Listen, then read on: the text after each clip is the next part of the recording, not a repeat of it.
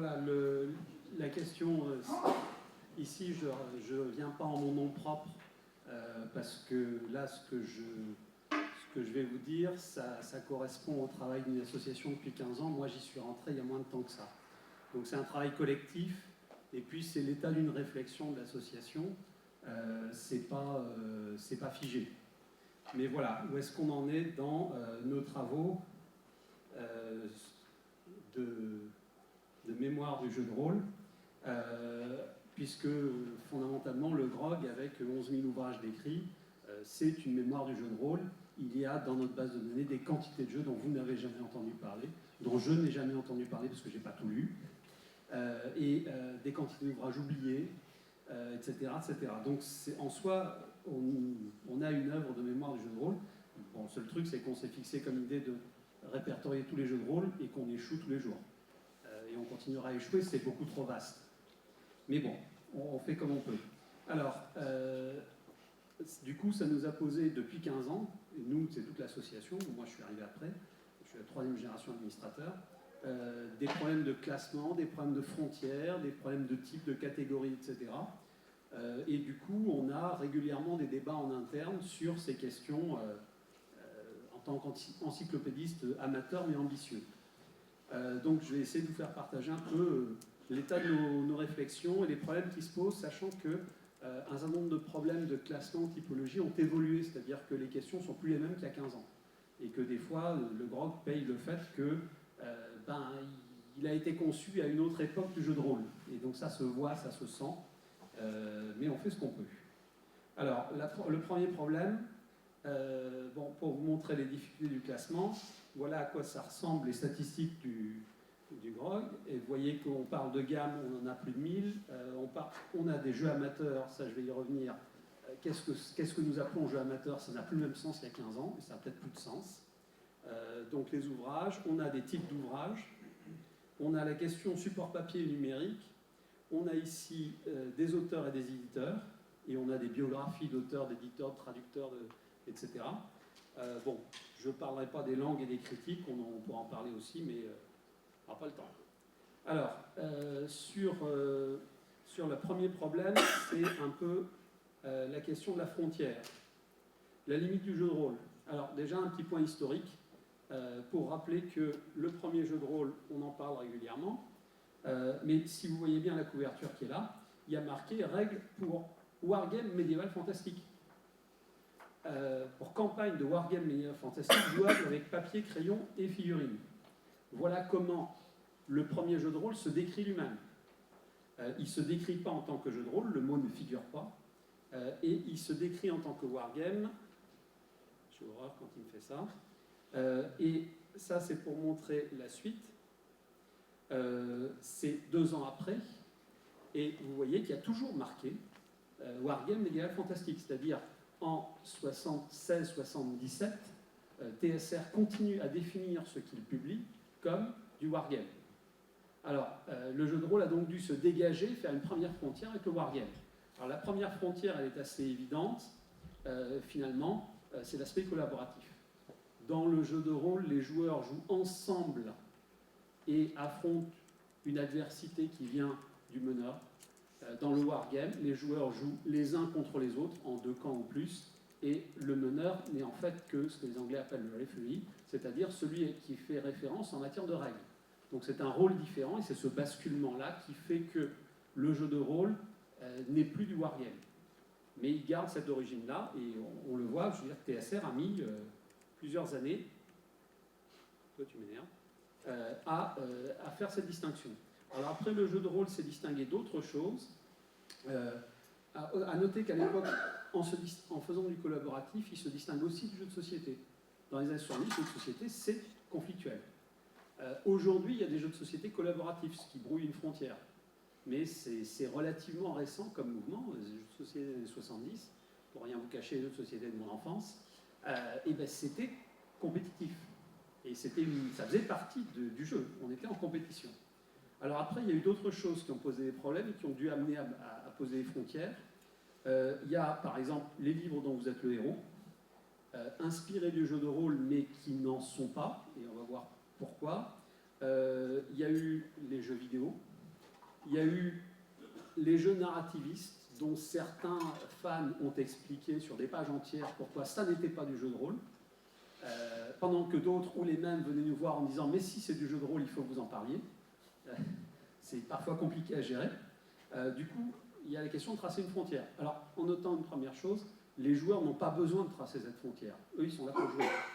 Tracer cette frontière, c'est une question pour les théoriciens qui ont envie de tracer les frontières, et puis c'est une question pour une association qui a des moyens limités, qui s'est fixé une mission et qui ne veut pas tout faire. Je veux dire, si Trick Track fait un certain nombre de choses, très bien, on ne va pas aller marcher sur leur plate-bande. Et donc, les loups-garous de tierce-lieu, qui servent souvent de référence dans le débat interne, on ne va pas le ficher. D'accord ?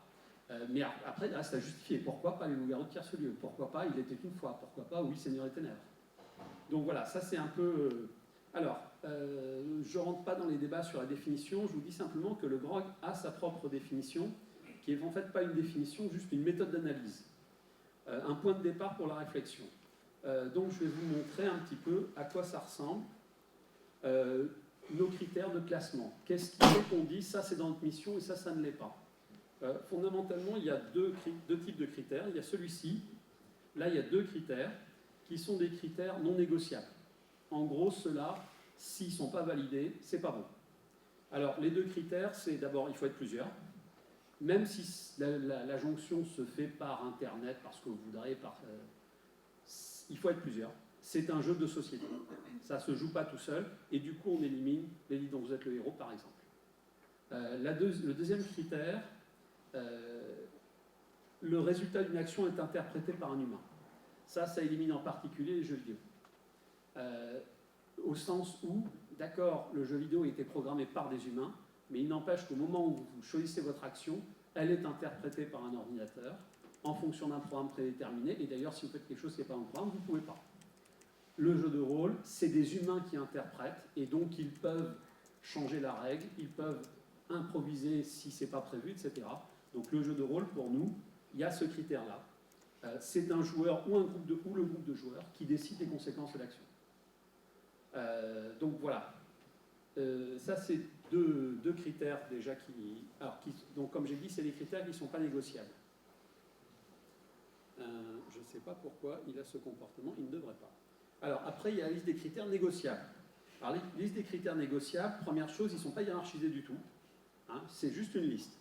Ensuite, comment ça fonctionne ? En fait, c'est quand un jeu est un peu tangent, on regarde combien de critères, combien de cases il coche.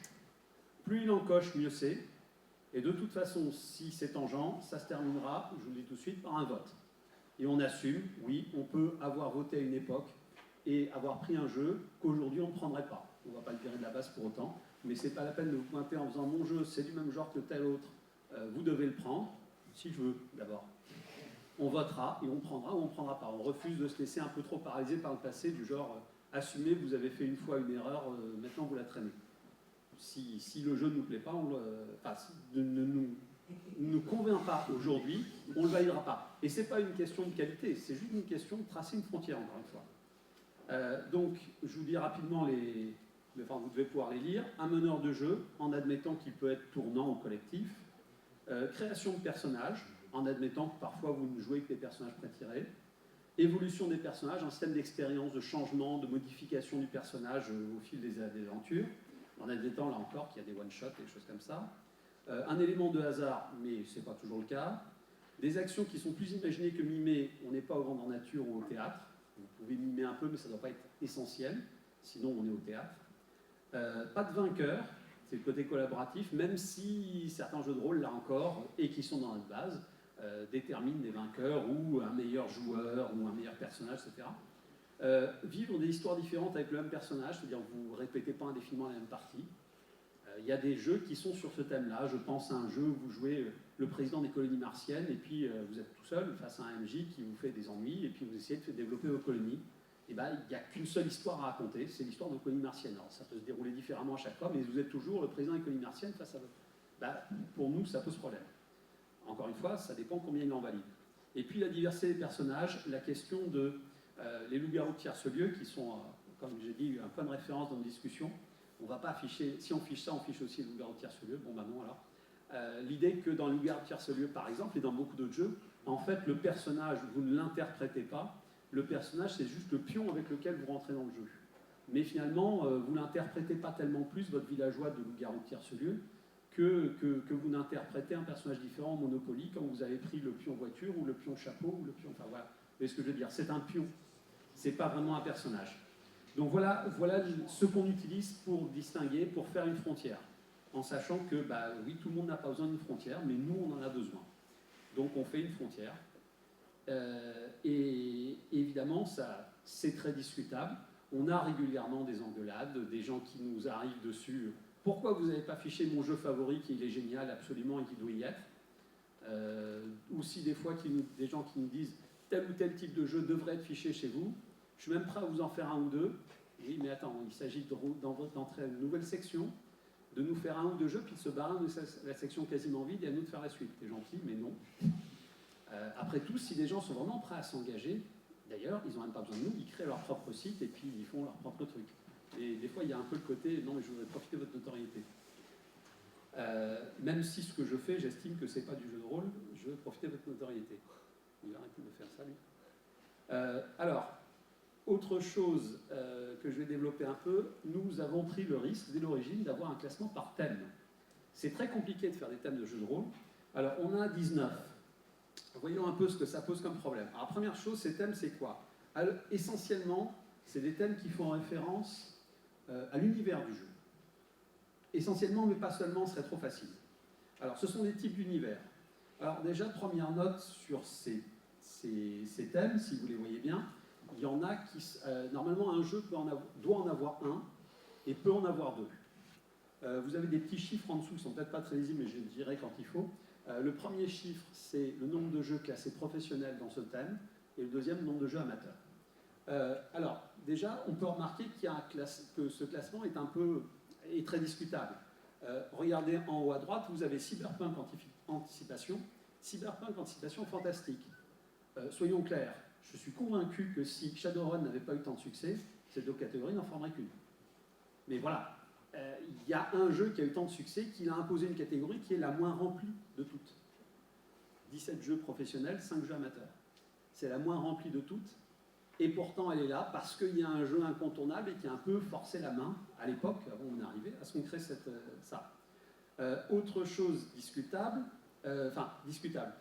Autre catégorie minuscule, voyage dans le temps, 17 jeux amateurs, 7 jeux professionnels. À côté de ça, vous avez Medieval Fantastic, 270, 103. Pointage hier soir. 270. Bon, après, on sait que le jeu de rôle, c'est d'abord et surtout du jeu Medfan, mais là, c'est écrit, c'est calculé. C'est la plus grosse de toutes les catégories. Medfan, c'est 270.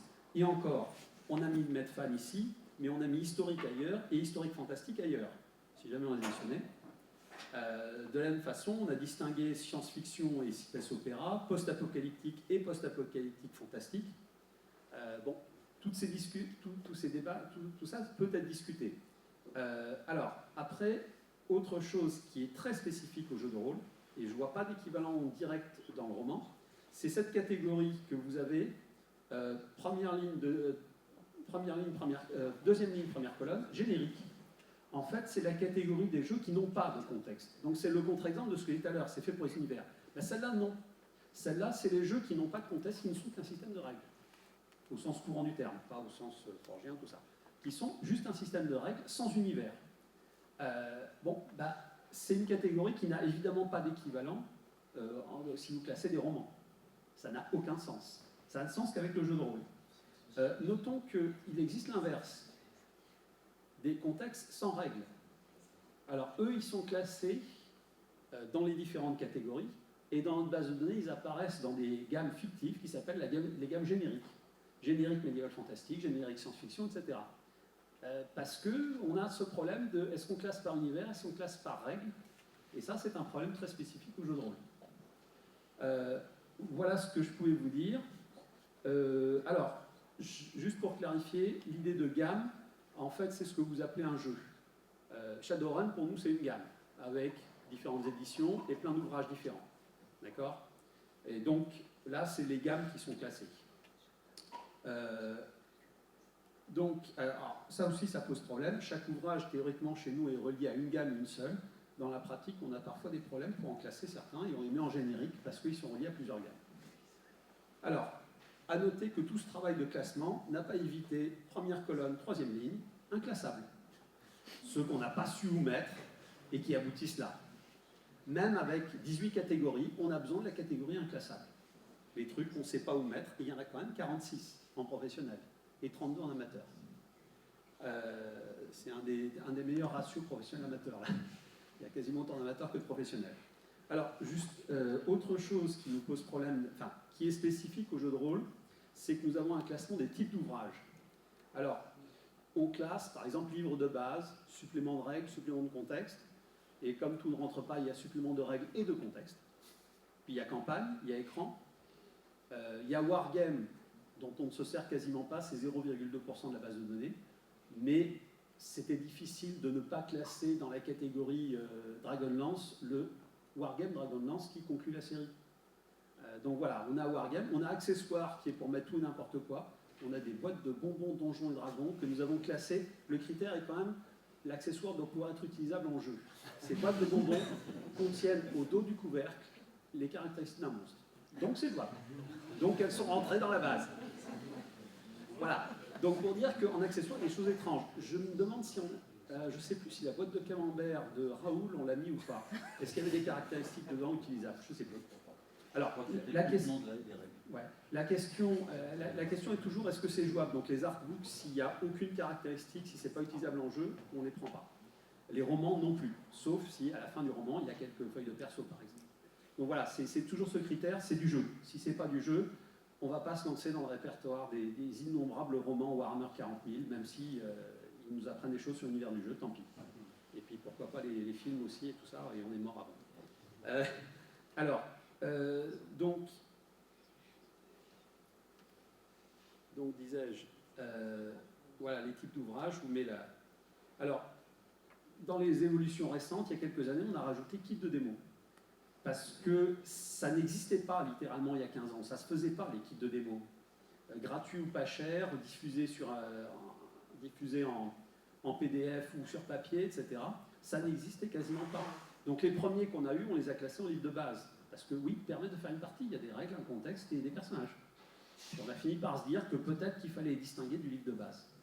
Donc on a créé une catégorie kit de démo qui contraint quand même 86 ouvrages tout de suite. Donc voilà un petit peu un type de classement, et vous voyez que dans ce classement, il y a des choses qui n'ont pas d'équivalent dans d'autres types.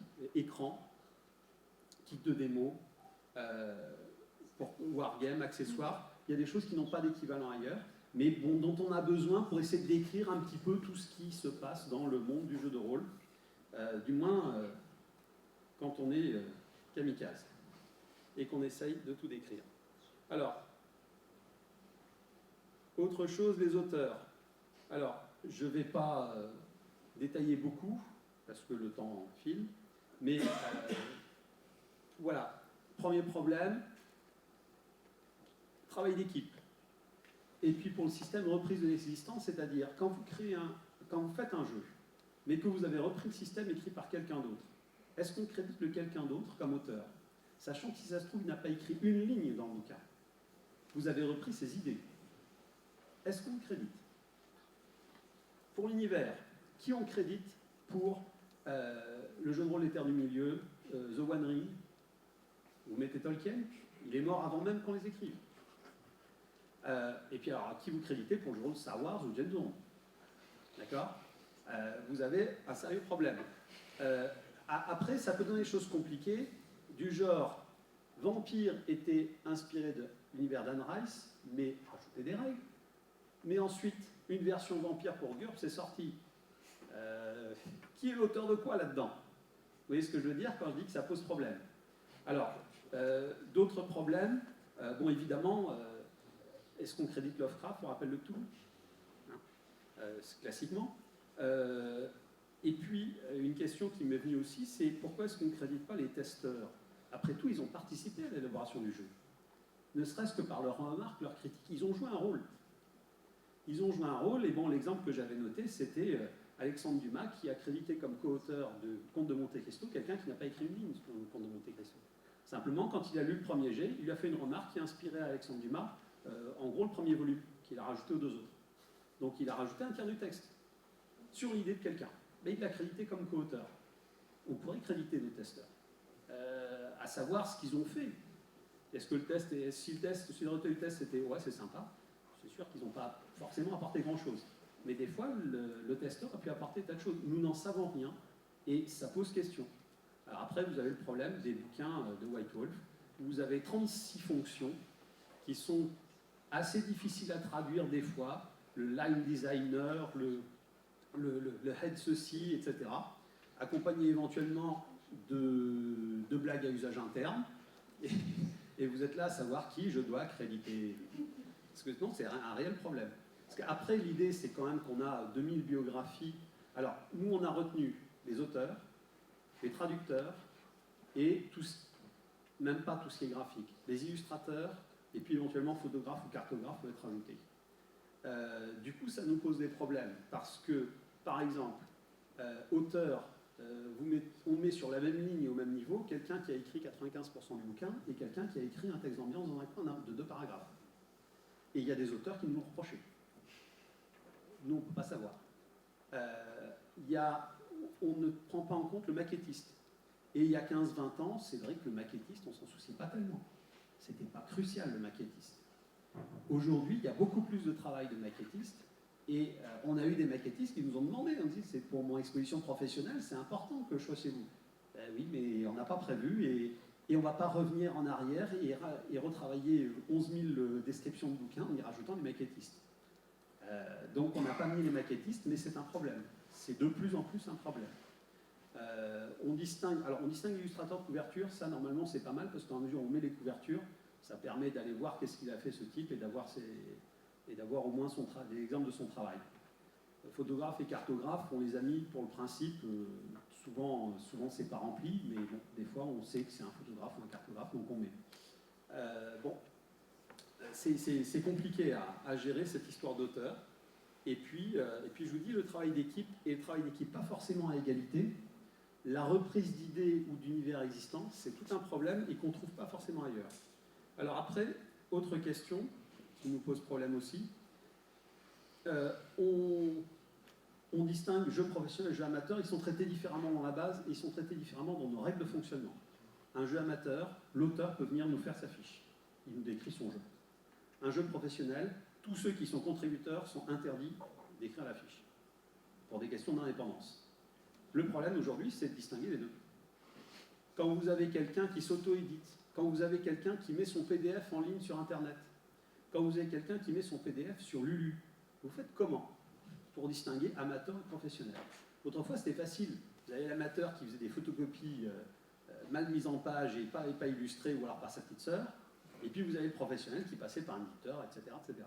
Maintenant, ça devient très flou. Ça devient très flou, du coup on essaye de rebaptiser, on se demande comment faire, on s'est fixé comme critère, si quelqu'un dans la chaîne gagne de l'argent, c'est pro, ce qui veut dire si vous passez par Lulu, c'est pro, parce que Lulu gagne de l'argent. Même si vous n'en gagnez pas, lui, il en gagne. Mais voilà, c'est un critère qui a le mérite d'avoir une certaine objectivité. Maintenant, ça n'épuise pas la question. Autre problème, bon, évidemment, l'auto-édition, les indépendants, les productions de fans, qu'est-ce qu'on en fait? Enfin bon, voilà. Voilà un petit peu ce qu'on peut dire.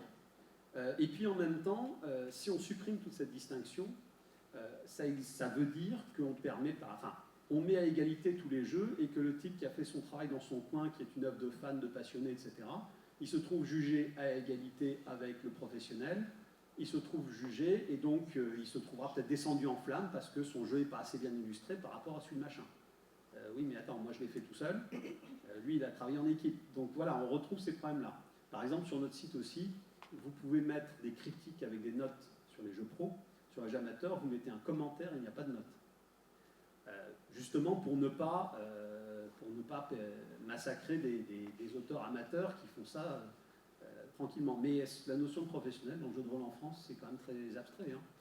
Je pense qu'il y a moins de gens qui vivent de l'écriture de jeux de rôle en France que de personnel à la cantine de mon lycée, quoi. En gros, hein, des gens qui vivent professionnellement de l'écriture du jeu de rôle, à mon avis, voilà, ça se compte sur les doigts d'une main un lépreux, en France. Donc voilà un petit peu les questions que je posais. J'ai plus de questions que de réponses, mais l'idée c'est de vous laisser aussi du temps pour poser des questions après. Donc voilà, à vous de jouer.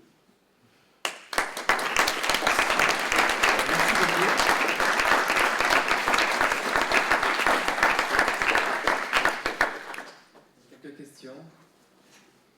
On fait passer comme ça. Faites rapide. Je vais faire très rapide. Dans le cas des maquettistes, premièrement, pourquoi pas simplement mettre illustrateurs et maquettistes, ce qui permettrait de les inclure petit à petit. On n'est pas obligé de revenir en arrière non plus les 11 000 titres, en effet. Ou alors,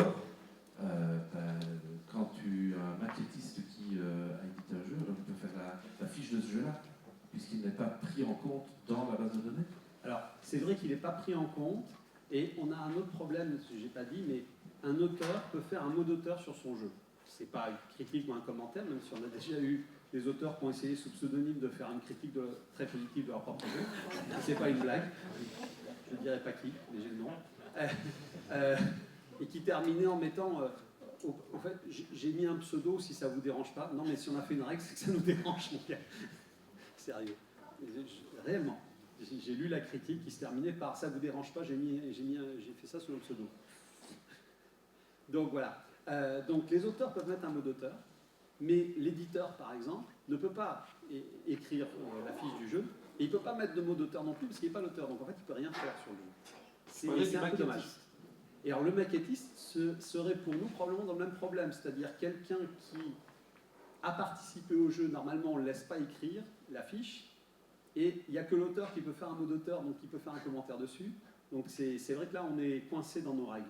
Et bon, on ne sait pas comment faire évoluer ça pour l'instant. Après on n'a pas non plus 36 demandes, mais voilà, ça fait partie des problèmes, oui. Et en tout cas je retiens l'idée de mettre le maquettiste avec l'illustrateur, pourquoi pas. Alors, une question un peu technique, je m'excuse par avance.